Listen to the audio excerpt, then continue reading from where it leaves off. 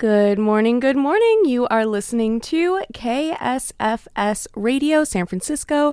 KSFS is proudly brought to you by the Department of Broadcast and Electronic Communication Arts at San Francisco State University. Some rights reserved under the Creative Commons license. Okay, good morning, everyone. Welcome. This is Grief Support Group. I'm your host, Alex Piscatelli, and I have quite a few live listeners today, so welcome. I'm so sorry for being late, but that's how it goes. I've talked about it before, and I'll talk about it again. If I'm late, that's God's plan. If I'm early, I did it. You know what I mean? But we are here. And we're excited for another episode of Grief Support Group. Today, once again, last week I was standing. I never stand. Last week I was standing because I had a lot of pent up energy. Today I'm also standing. I feel like I have that same drive. I have the sort of pent up energy that you have when you really want to buy a new Bagoo bag. That's how I feel. I feel like a lot is going on, and I feel like what could help solve it, what could help remedy this pent-up energy is buying a new Bagoo bag.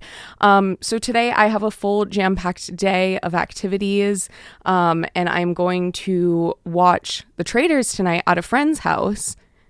And guess what? That friend, I've never registered this. I've been to this friend's house multiple times, but I've never registered that they live right near Bagoo.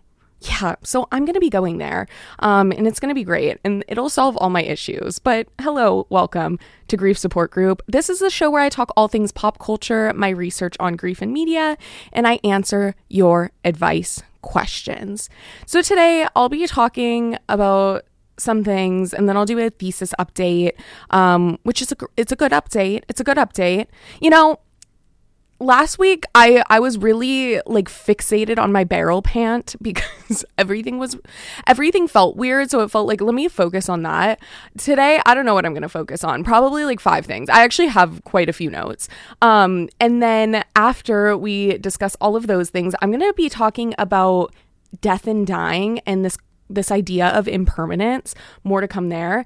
And then I have 2 advice questions to answer today. One is going to be about having a roster. My husband actually asked me when I told him about this advice question. He said, "What's a roster?" Do people not know what that is? It's like when you're dating multiple people. It's really important everyone knows what a roster is. More to come there. And then someone else asked about staying cordial with someone who lies about everything. So I'm really, really excited about these questions today. But first and foremost, let me begin. So I was just thinking about this story that, so for those who don't know, my dad is a writer, and there's this cookbook he had written of all my grandma's recipes, which I'm very thankful for because I cook from it. I'm sure I've talked about this before, but he has a bunch of family stories and just stories in it in general. And there's this one anecdote that I love, and he had said that his mom, my grandma, had said, "Don't befriend people who have more problems than you." Which I think overall is really good advice. And he said that, my mom was my mom, his wife, was "I wish I knew that advice before I met you," which I just find really funny. But I really find that to be true. I feel like I'm the person who complains the most. I don't know. I surround myself with really, really nice people, or the people who's my friends, their problems just don't feel I don't know. I feel like they feel more solvable sometimes. So it's I do follow that advice, but I'm going to talk about some solvable problems because why not? You know what I mean? So first and foremost, let me talk about my M key on my computer. Honestly, I think I talked about it last week because I was I don't know if my computer is going to freak out today or not. And it goes through periods where it doesn't freak out, and then I seem I'm the one with an issue and not the computer. But my M key for some reason will keep clicking and I'm not touching it. So I was oh, maybe there's something underneath it, whatever. And then husband of grief and media was oh, I watched a YouTube video. Let me pop off the M key. I can just put it back on and clean it. And I said, "Are you sure?" And he said, yeah, I watched a YouTube video. Keyword was, you know what I mean? And so he popped off the key. He's not been able to get it back on. Then I went to Apple and I was okay, well, my M key keeps pressing, but it's not pressing a lot of the time, so I don't know what to tell you. And then they did a keyboard diagnostic or whatever, and everything was fine. But they were like, okay, now you can drop off your computer for 48 hours for us to put a new M key on. And I'm just like, that to me feels a little ridiculous. Like, like I have places to be, things to do. I can't just leave my computer for 48 hours for an M key. So there's nothing there. It's just like the little like ball or whatever that I press, the little tab. Which is fine. And I was like, you know what? My M key has like no more issues. Like, I'm good. And then like yesterday it started freaking out again and pressing M. I was trying to, okay. So I guess I'm like burying the lead here.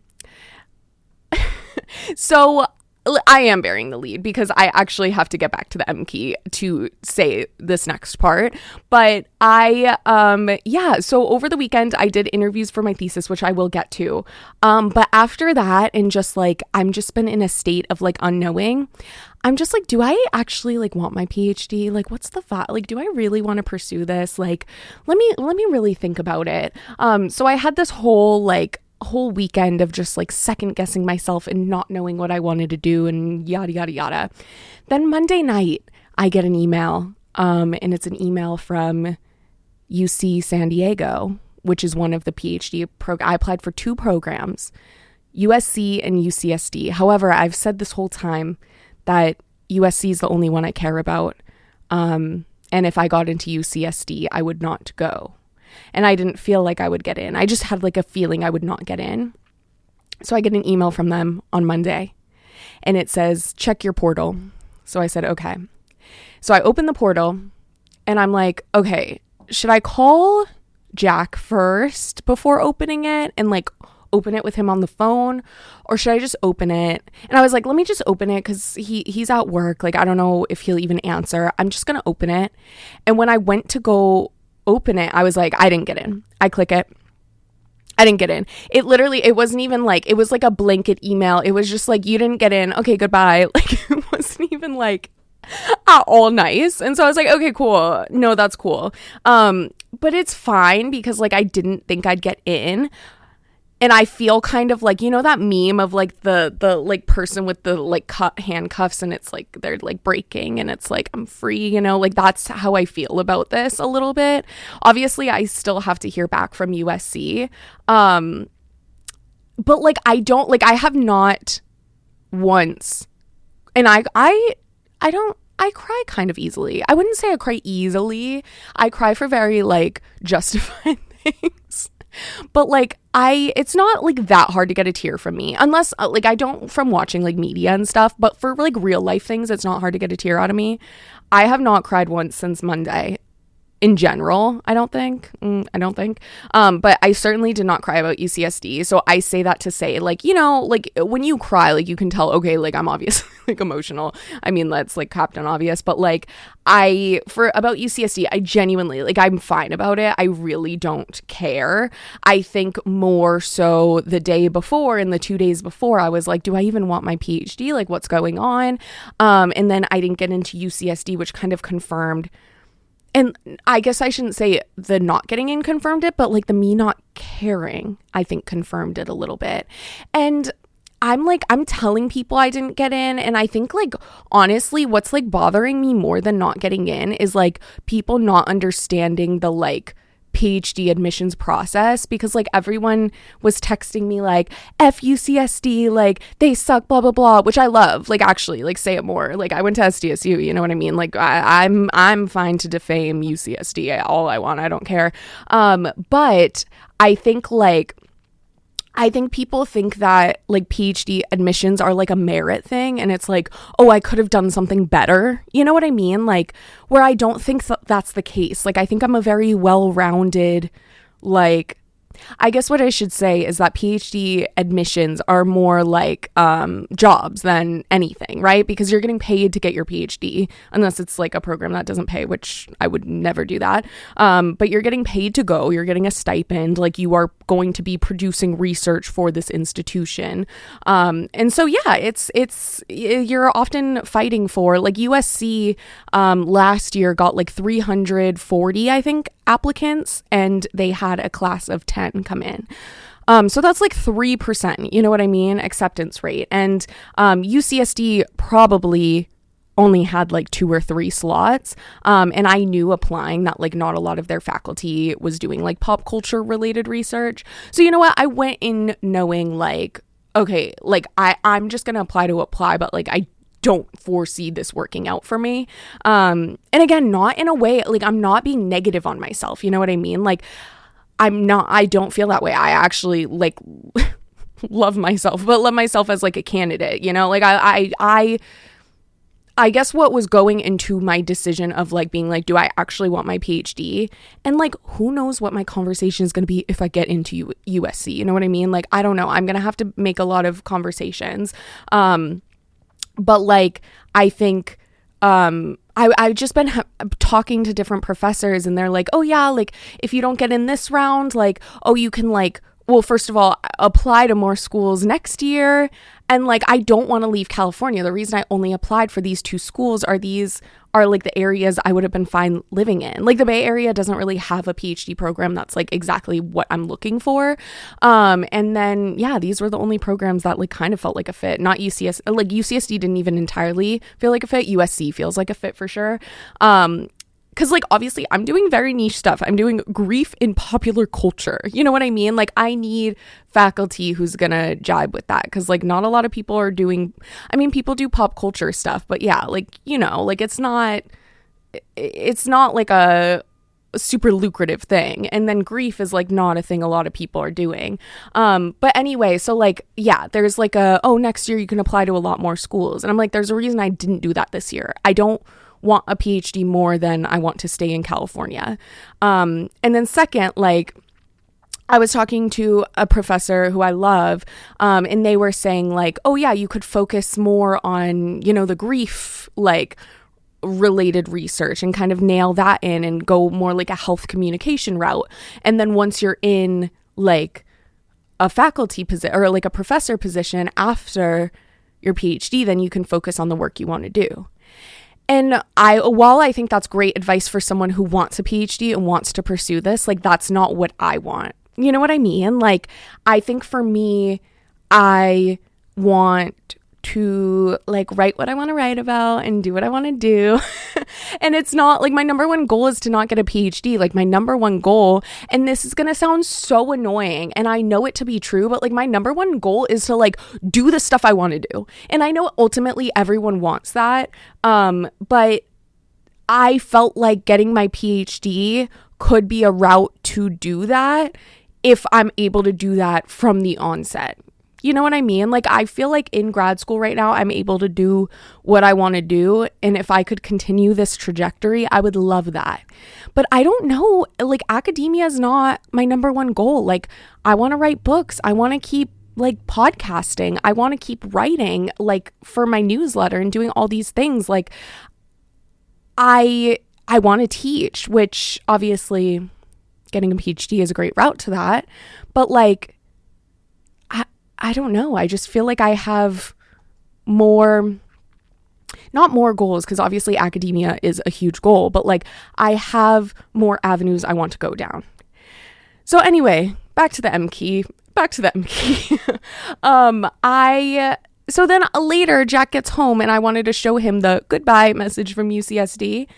And my M key wouldn't even let me log in. I was trying to type my password into my portal and it just kept pressing M and M and M and M and M over and over and over. And it doesn't do that much. Like, when I say the M key gets stuck, like, it mutes, unmutes when I'm trying to, like, watch a video or whatever. And then, like, it'll put, like, 2 M's, like, when I'm about to type something, like, so it does that, but it doesn't do it repeatedly. But the UCSD portal, it was doing it repeatedly. And I'm like, oh my God, that's an M key that wants self-preservation. That's an M key that wants me to protect my peace. That's a M key that wants me to not go into this portal over and over and over and over and wonder what was wrong with my application or myself. You know what I mean? Like, my M key is protecting me. There's energy in this M key and I love her for it. I want her to stop, but I feel like I'm gonna respect it at this time.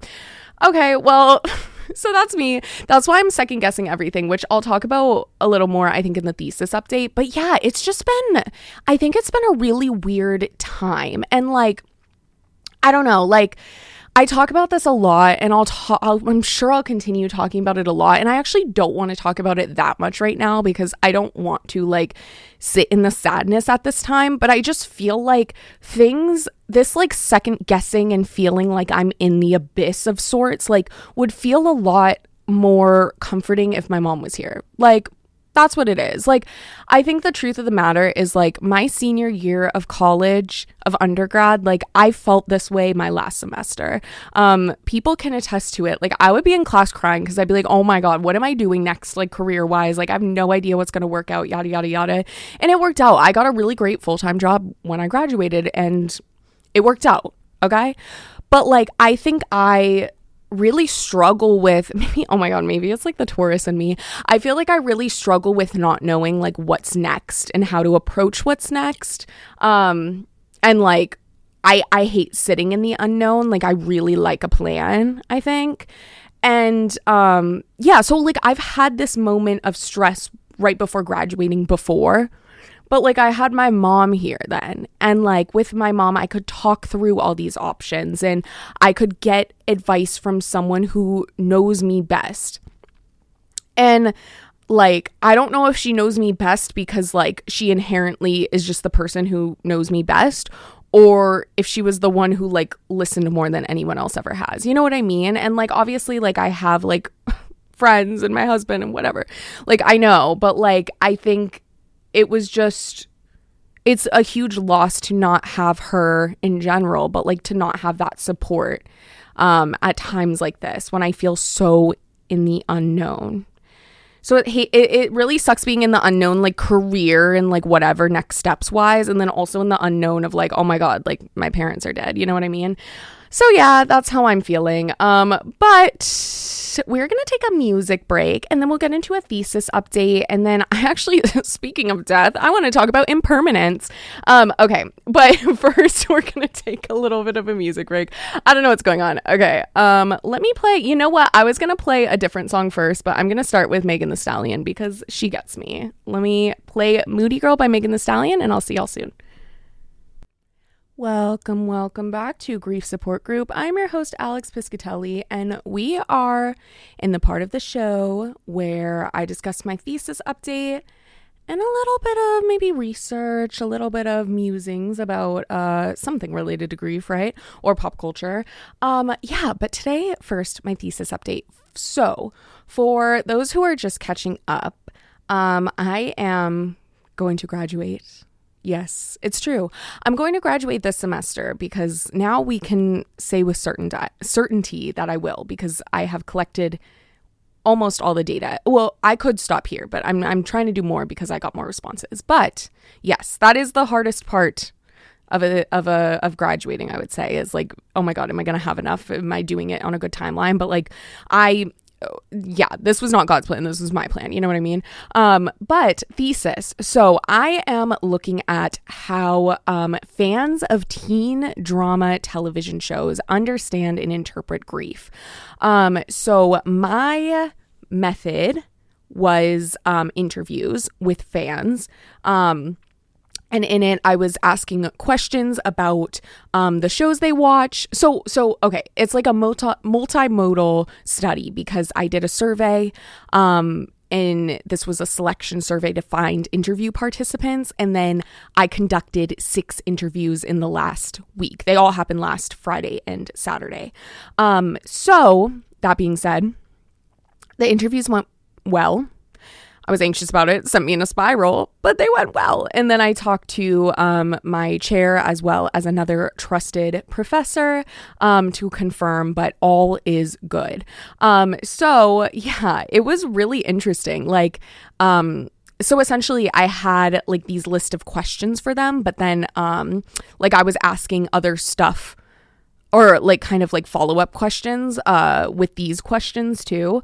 It was like a semi-structured interview, but then and this is my first time doing research interviews, okay? I wish I asked more questions, but you live and you learn. Because I felt like research, you had to be all like stuffy, you know what I mean? Like I didn't know if like I didn't want to like rock the boat. You know what I mean? Like one interviewee I ask more questions of than another person. So I was trying to make them all like pretty similar. Like if I asked follow-up questions, it was more because I felt like I had to do this. It was more clarification rather than like, oh, let's dig deeper into that. And I wish I dug a little bit deeper. And then I got confirmation from my chair that like, hey, that's what qualitative research is about. You know what I mean? So like, I do wish I asked more questions, but you know what? For my first time doing interviews for research, I think it went pretty well. I was recruiting people from subreddits and Facebook groups, which I ended up getting I think 120 like people signing up for the survey. So from there, I emailed people to ask if they wanted to partake in the interview. And yeah, I scheduled 6 interviews. All 6 showed up, and all 6 gave me information. And I wasn't asking personal stuff about grief, but I was asking about like, what do these things mean to you? What do these themes mean to you? What does it mean in the context of this show? How do you relate it to outside of the show? Stuff like that. Those aren't the exact questions, but like that's the vibe. And yeah, everyone like stayed for the whole time, answered my questions. Most gave really, really thoughtful answers. All of them did. Obviously people have different answers for things, but yeah, it was really interesting. And I've never done that before. I think it's so interesting because I didn't feel like I had to practice the art of interviewing because like I feel like I'm really good at interviewing. I just feel like if I had to say my talents, you know what I mean? Like, let's round them up. No, I'm just kidding. But if I had to say like my number one talent, I would say, well, I don't know if my number one, but I would say top 5 is interviewing. I think I'm really good at it because like I genuinely like hearing about what people have to say when they dig deep, especially. And I feel like when I listen to conversations, and let me preface, when I'm saying interviews, I mean for like podcasts or like journalism or whatever, like that vibe, because that's my background, right? I feel like I'm really good at like making someone feel really comfortable, and then I can ask them questions. And I feel like I like can listen, I can be part of a conversation, but also listen and like make it entertaining and interesting, if that makes sense. Like I feel like I'm able to like become an audience member myself when I'm interviewing someone and be like, okay, what would I want to know more as like someone listening to this interview? And that's the question I ask. So like I feel like I already have a lot of experience in interviewing, and I'm good at it. So like I wasn't necessarily nervous for the act of interviewing someone, but like doing it for research, I was like, oh my God, how stiff do I have to be? Like, can I be my normal interviewing self? So I was overthinking that a lot. And I got confirmation that I didn't have to be as stiff if I was, because like I wasn't anxious. It's not that I was like acting like an anxious interviewer. It was just, I think I was being more like clinical, you know what I mean, than I like normally am.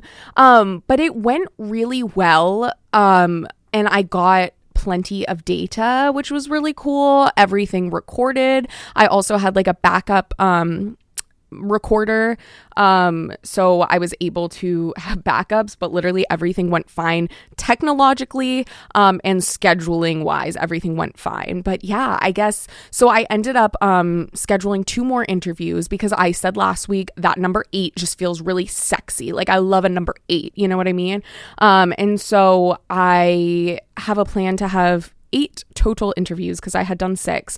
I was supposed to do one yesterday, but the person didn't show up, but I got like a notification they got in the waiting room like an hour early. So I think it was just like my bad, like scheduling time wise. So yeah, I rescheduled them for Friday, and then I have someone I'm talking to on Saturday, and then I think I'm going to be done with data collecting, which is so insane. So from there, I have to transcribe everything, which yes, there are transcription services, but I still have to listen through and make sure like it accurately transcribed everything. And then from there, I start analyzing, and I'm doing a thematic analysis. And I already have like coding mechanisms that I'm going to like start with, but I basically am just going to look at common themes is essentially what a thematic analysis is, right? And what comes up multiple times and what like people said that can fall into these like thematic buckets. So yeah, my goal is to like defend and be done with my thesis like end of April. That's my goal. My goal is to finish like a full first draft end of March. And my goal is to like finish analysis probably end of February. I'm definitely want to start going through my data like and actually analyzing it, which my chair said to do after I finish the interviews. I want to start going through data like mid-February, but yeah, it's all happening. It's all happening, and I'm going to be graduating. Oh my God, why did I get chills a little bit? I think my legs are kind of cold. I'm wearing a skirt. It's a whole thing. But yeah, I think it's going well. So more to come there, but good news, bears. You know what I mean? Like we feel good. Okay. Now getting into this conversation about impermanence. I really wanted to discuss this because for my death and dying class that I'm taking this semester, which has been really wonderful so far, we had a reading from, I think his name's Ernest Becker. It's called The Denial of Death. And it was just the first few chapters, but it was kind of talking about like, it was talking about the schools of thought of whether like death is something that we innately fear, or if it's like some people fear it more than others because of, you know, childhood abandonment or trauma or whatever. I'm of the mindset that we all innately fear it. The reason being is because what is life without death? You know what I mean? I think that's this idea that I keep coming back to. It's like, how could we possibly, and to be fair, Becker, the author of this book, also, and this book's from like the 70s, so I don't know. But to be fair, this author also agrees that we all innately have this fear. But like, what is life without death? And me saying that, I'm saying we wouldn't lead the life we live if we didn't know that it would one day end. And so like, yeah, I don't know. It's interesting. It's this idea of impermanence, and knowing that one day we will not be here anymore. And isn't that like special? You know what I mean? Like, I just feel like, you like in life, let's take it more granular. Like you appreciate the good days, or you understand the bad days because of the presence of the other. Like if every single day was good, great. Would it be great? Because what would be our referential point to understand that it's great? If every single day was bad, what would we have to look forward to? You know what I mean? So I think on a granular level, those two ideas go hand in hand. It's like we always need opposites to understand like what's going on. So like for life to, not that it makes sense, but for us to make sense of life in the way that we can most make sense of it, we have to understand that it'll one day end. Because if it didn't one day end, why would we love? You know what I mean? Like, it's like how I say when I'm asking for advice questions for this show, I say do it on love, life, death, grief, because I find those things to conflict with each other, but be very similar, but kind of be like the polar ends of each other. Like life and death, yes, of course. Like it makes sense. Those are the two opposites, but also they're the same thing. And then like love and grief, like people say like, oh, you know, there's that quote that like everyone throws around, like what is grief but not like love persevering or whatever, which I find a little cliche, but like, yeah, that is true. Like we wouldn't grieve if we didn't love, right? And so yeah, I don't know. I just find it really fascinating. So this book, and in the class, we talked about this idea of immortality projects, which is anything, right? Like anything we do in this life because death is coming is an immortality project. whether it's something grand like religion or like a belief system, or it's something more granular like our day-to-day routine. Like these are all things that we're doing to cope with our one day death. I don't know. I just find it so fascinating because it's so true. Like we avoid conversations about grief and death so much in our day to day, when like our day to day is literally just avoiding death. Like why would it matter that I have to get my homework in today if not for this is just a little immortality project that we're all like participating in to avoid like our eventual death. I don't know. It's all really fascinating. But like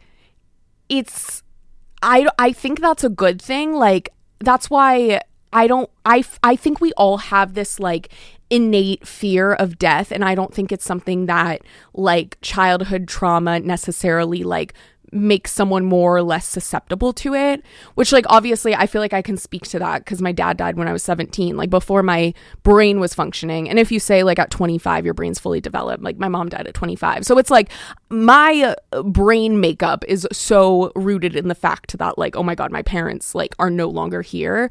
So sure, maybe I'm a prime example of someone who thinks about death more, but I think we all think about it because like how could we not? How could life be rich without the presence of death? I don't know. Does that make sense? I feel like I've just been thinking a lot about it, obviously because I'm taking the class in it.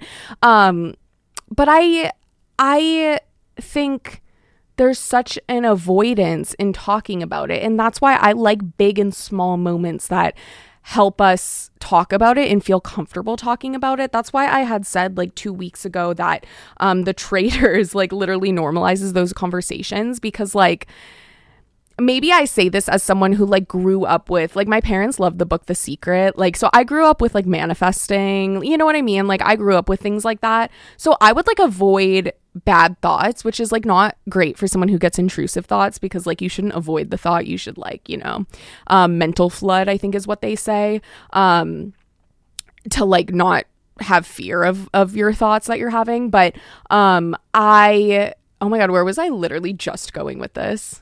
Oh, like I used to like not want to be like, oh my God, thinking about death, because if I think about it, is it going to happen?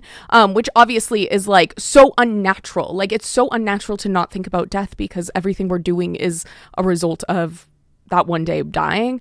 I kind of lost my train of thought, but I hope, with the Traitors, because on the Traitors, they'll be like, Lisa Rinna died, or well, I guess she was banished. Jam died in the last episode. And it's like so normal to say like, oh, this person died on the show, even though they didn't die in real life. But like I was saying, like if I had said words like that before, like when I had this fear of death to the sense that I couldn't even think or talk about it, saying those words would be scary. I'd be like, am I manifesting something? You know what I mean? So I think it's good to like have these conversations and talk about it. And I really like that idea of the immortality projects, because again, it's all just stuff we're doing to cope. It's everything. It's the societal constructs, which could be good, could be bad, whatever. It's the work we do. It's the passions we have. And these are all things we're doing to cope with life. So I find it fascinating. And yeah, that has been a thesis update. I'm glad that we're in a good place, because there were points last semester where I was really stressed. And I am stressed in many ways, but about my thesis, I actually feel good. Yay, we feel good. I'm doing like the Scarlett Johansson like dance thing. Okay. Well, we're going to take a little bit of a music break, and then we're going to get into our advice questions. I will see y'all soon. Welcome back to Grief Support Group. I'm your host, Alex Piscatelli, and we are now in the part of the show where we do our advice questions. Also, you just listened to Next to You and Roarin' 20s.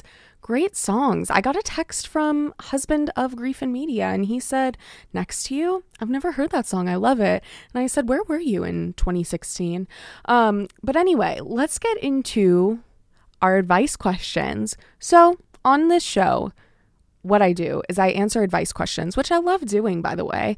But if you have any advice questions for a future episode, you can ask it anonymously at bit.ly/. bit.ly/KSFS advice. bit.ly, I don't know, /KSFS advice. I would say bit.ly, but I don't know if other people say it like that. Anyway. Okay, that's just the social media manager in me that is constantly roaring, trying to get out. So our first advice question is one that I love. I'm excited about. Actually, both these questions came to me last week.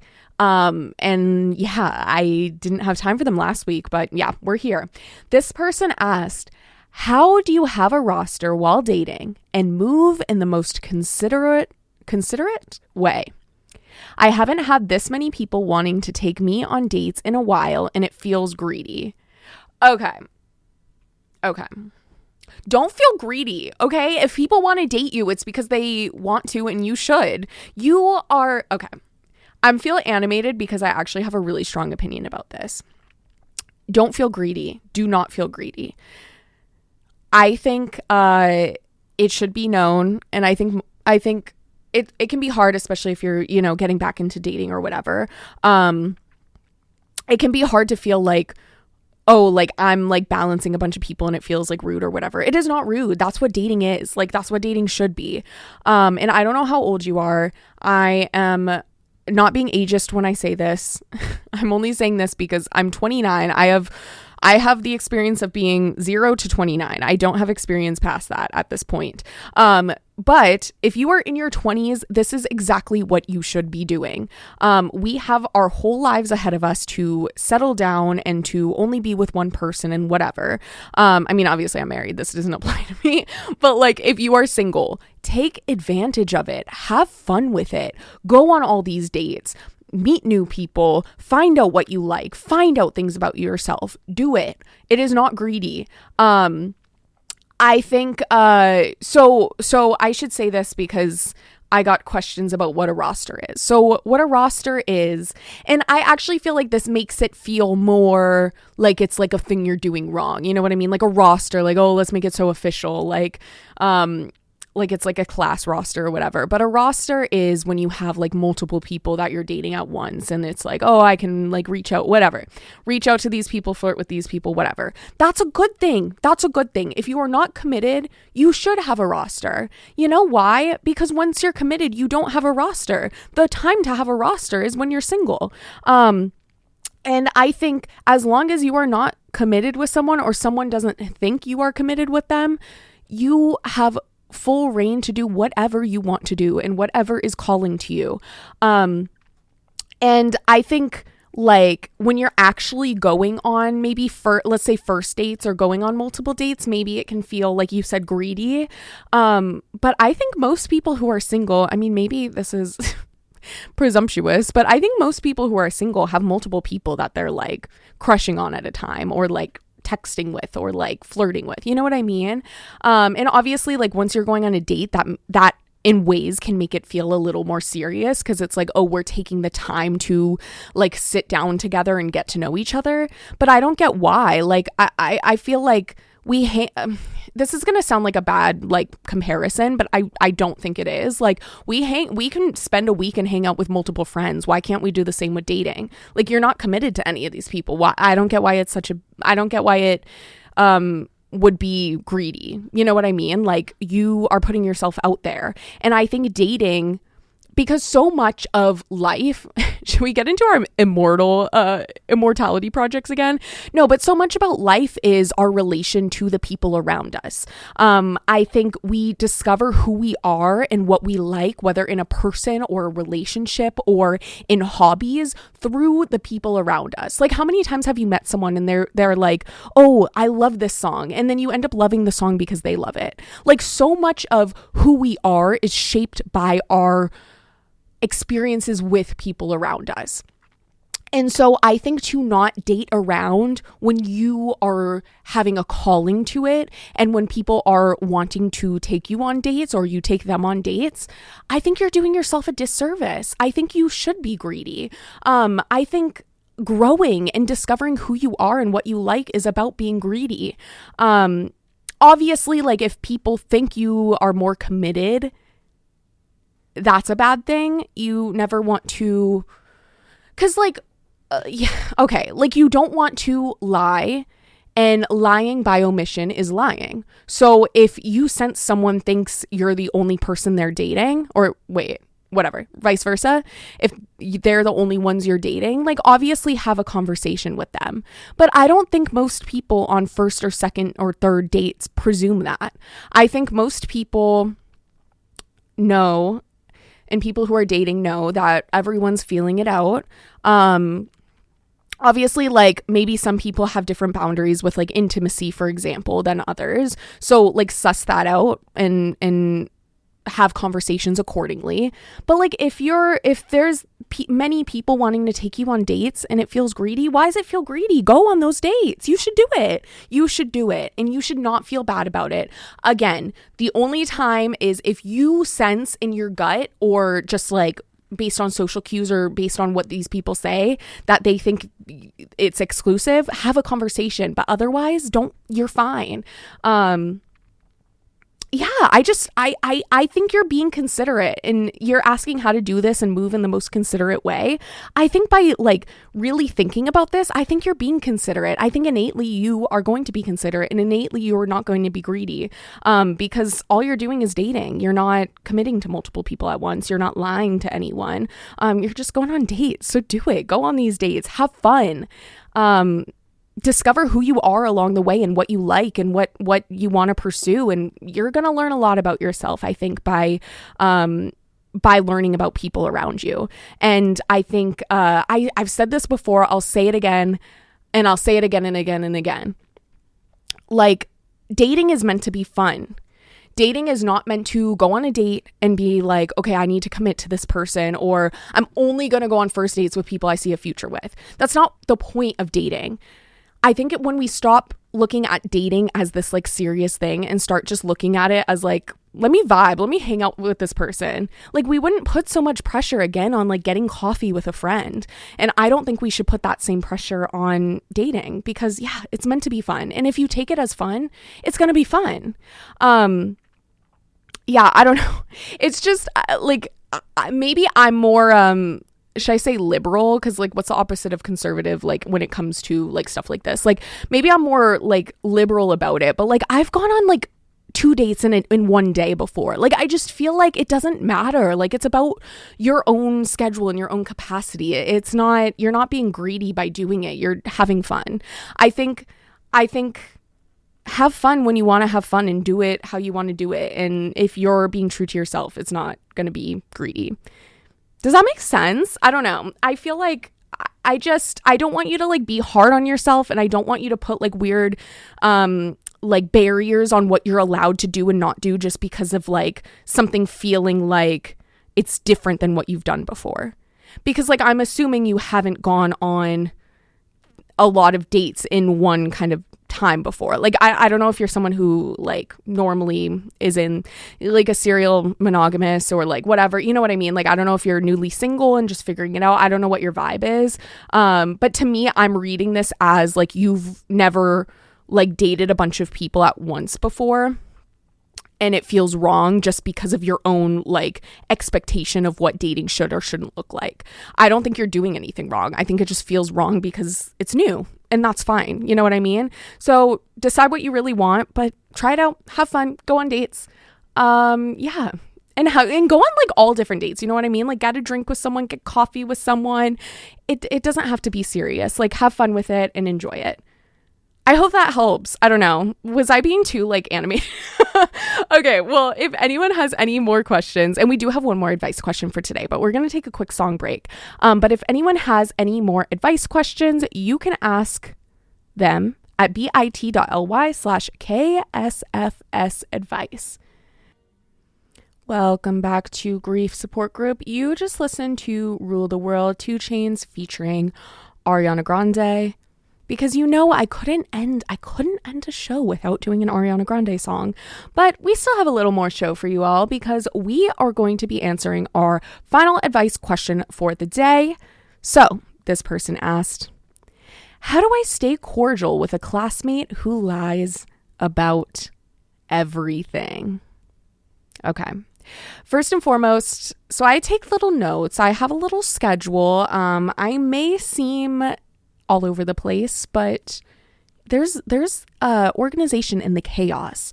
And the first note I wrote down for this question, I said, wait, T, because I am deeply fascinated by this. I'm deeply fascinated by, listen, let me start with an anecdote. I'm dramatic. I think that's fair to say. I'm dramatic. I'm a dramatic person. My husband is also dramatic. However, we're dramatic in very different ways. He will tell a story and not intentionally, like he's not doing this purposefully, but like there will be parts where I'll be like, okay, is that entirely true? Like he loves to tell a story and like exaggerate like a little bit, like here and there, you know what I mean? Which I find really fascinating because for me, and I'm dramatic, when I tell a story, I find it pertinent to say exactly what is real in this story. When I'm telling a story, I'm telling it so factually because I want the reaction that I get to be completely rooted in fact, in truth. I find no like excitement from exaggerating details or exaggerating parts of a story. I hate lying. I actually hate lying so bad. Like anytime you're talking to me, I'm telling the truth or I'm telling my truth. Okay. And so I like, my storytelling, my dramatics are like making like a 20-minute long monologue about an M key on my computer. You know, that's my brand of dramatic. My brand of dramatic is not exaggerating. However, some people tell stories and they exaggerate because they know it'll make a better story. And that's fine. They're storytellers and that's great for them. I'm a truth teller. I'm a truth seeker. That's just how I roll. So you say you're trying to stay cordial with a classmate who lies about everything. That's not for me. That's not for me. I hate people who lie. I don't like lies. I don't like trying to like read between the lines of like what's truth and what's lie. I don't like that. I would not F with this classmate personally. However, I want to say this. Yes, you should be cordial, but what does is cordiality a word? What does cordiality mean? I'm making it a word if not. What does that mean? What does it mean to be cordial? I say this to say it's very healthy to not like people and to be annoyed with people and to not want to F with them. It's very normal. And I'm going to say this. So I read this somewhere and I actually cannot cite it because I can't remember why I read it. It was like maybe 6-ish months ago. It was one of the big it was like the Atlantic or the Washington Post, or it was somewhere that I think had an advice column, or maybe it was just like a essay. I honestly don't remember. I'm so sorry. Source, trust me, you know what I mean? But I had read something about how like now with friends, it's very, and not saying this classmate is a friend, hear me out. Now with friends, it's very easy to want to cut someone out for they do one thing that's annoying. You know what I mean? I think this has been a result of like the social media age, because on social media, like if someone's annoying or you don't want to see their stuff, you're going to mute them or you're going to unfollow them. You know what I mean? You keep your circles, like I feel like on social media, very tight, which is good. We should like, why do we want access to so many people at so many times? But social media dictates so much of like our social interactions now, or at least for like our age, you know what I mean?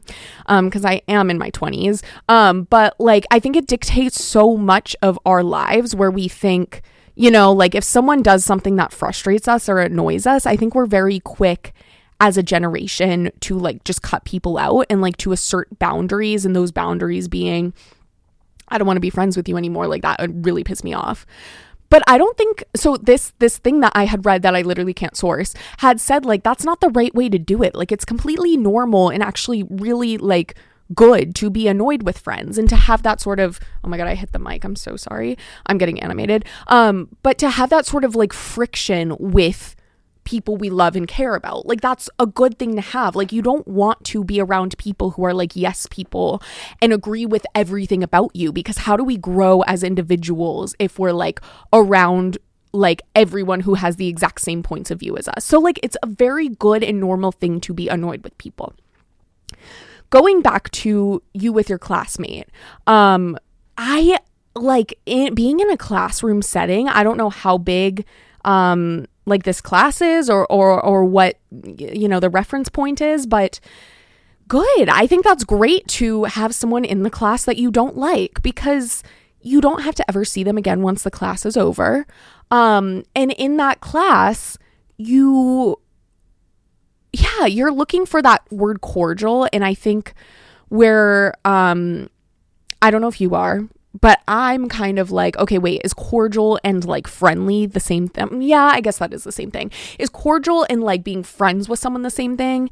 And all this to say is that if you have someone you don't like in a day-to-day situation that you have, good, honestly, good, that's fine. It's great to have people we don't like, and that, and I don't mean don't like in like a, you know, like if someone has really horrible like political beliefs that you disagree with. I don't mean it like that. But if it's someone that your personality, you don't like them, I think it's good to have that in your either day-to-day or weekly or whatever life. I think it's good to have that sort of friction and to learn from other people. And you ask how to be cordial. I don't think you have to do anything beyond saying hi to them and respecting their opinions in class. You know what I mean? Like, I think, especially, I mean, I'm speaking from my own like grad cohort or like my own grad whatever program, because like there's not a lot of us, but like you're not gonna like F with everyone. You know what I mean? Like there's gonna be some people that like you maybe aren't going to talk to once we all graduate, or that you're not going to say you're not friends with or whatever. And I think that's completely normal. It's like, how can you expect to be friends with everyone? But like, I think the biggest thing you have to do is just respect everyone. Even if you don't like them, you don't want to be friends with them, you don't like how they lie about everything, I think as long as you respect them, you're chill. And I think to me, what respect looks like is acknowledging them, saying hi to them if you see them. But you don't have to be like, how was your weekend? Hey, like, what are you doing this weekend? Like, you don't have to do that. And in class, when they have an opinion and they speak about something and whatever, the floor is theirs, like, you're gonna listen to them, and you're gonna respect whatever they say, because that's part of the classroom experience. Even for people we don't like, we can't dismiss the things that they say, because again, we can learn from each other and learn from everyone, and that's like the point of a classroom, right? So all this to say is like, I get it. I get it. I get annoyed so easily. Like, I totally get it. And someone who lies, that is so annoying to me. Like, I totally get it. But I think as long as you're being respectful and you are treating them how you would want someone who doesn't like you to treat you, you're good. You're being cordial. That's it. That's all there is to it. I don't think we have to be friends with everyone. I really don't. And I actually think we're better for it. You know what I mean? So yeah, that is my advice for you. I hope that helps or makes sense. It feels so simplistic to say, because like obviously you're the one dealing with them like in your day to day, or whatever, however often you have the class. But yeah, I just think it's healthy to be annoyed with people and not like everyone you're interacting with, rather than be in like an artificial bubble of like, here's all the people I like and these are the only people I'm ever going to interact with. I think it's important to have tension and push and pull in our day-to-day lives. And I think it's important to be like uncomfortable in a comfortable setting. Like, if you're comfortable in class and you have people who you don't like and maybe you don't agree with their opinions that are like about like more trivial things or whatever, I think that's great. I think that's important. So yeah, I hope that answers your advice question. If anyone has any questions for future episodes, you can ask anonymously at bit.ly/KSFS advice.